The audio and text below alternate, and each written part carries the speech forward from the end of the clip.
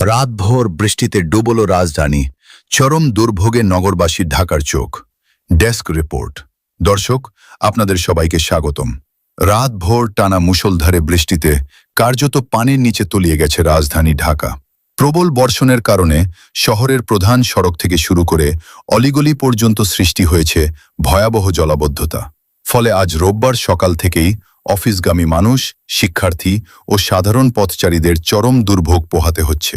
শনিবার দিবাগত রাত থেকে শুরু হওয়া এই ভারী বৃষ্টিতে ধানমন্ডি, মিরপুর, মৌচাক, মালিবাগ, কারওয়ান বাজার, মতিঝিল এবং পুরান ঢাকার বিভিন্ন এলাকায় হাঁটু থেকে কোথাও কোথাও কোমর সমান পানি জমে যায়।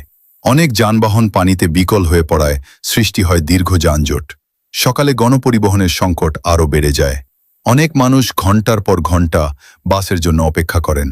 এই সুযোগে কিছু রিকশা ও সিএনজি চালক অতিরিক্ত ভাড়া দাবি করছেন বলেও অভিযোগ পাওয়া গেছে। কারওয়ান বাজারে অপেক্ষমান এক যাত্রী জানান, গ্রিন রোড ও কলাবাগানের অনেক রাস্তা পানির নিচে চলে গেছে, ফলে বাস পাওয়া কঠিন হয়ে পড়েছে, আর রিকশা ভাড়াও বেড়ে গেছে কয়েক গুণ।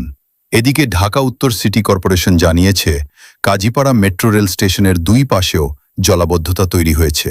জমে থাকা পানি দ্রুত সরিয়ে নাগরিক দুর্ভোগ কমাতে ডিএনসিসির কুইক রেসপন্স টিম নিরলসভাবে কাজ করছে।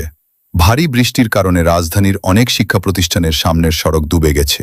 শিক্ষার্থীদের নিরাপত্তার কথা বিবেচনা করে কয়েকটি স্কুল আজকের ক্লাস ও পরীক্ষা স্থগিত করেছে।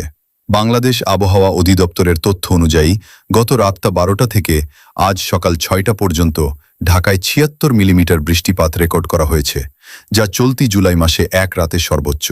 আবহাওয়া অধিদপ্তর আরও জানিয়েছে, মৌসুমি বায়ু সক্রিয় থাকায় দেশের অধিকাংশ এলাকায় আজও দমকা হাওয়াসহ বৃষ্টি ও বজ্রবৃষ্টি অব্যাহত থাকতে পারে।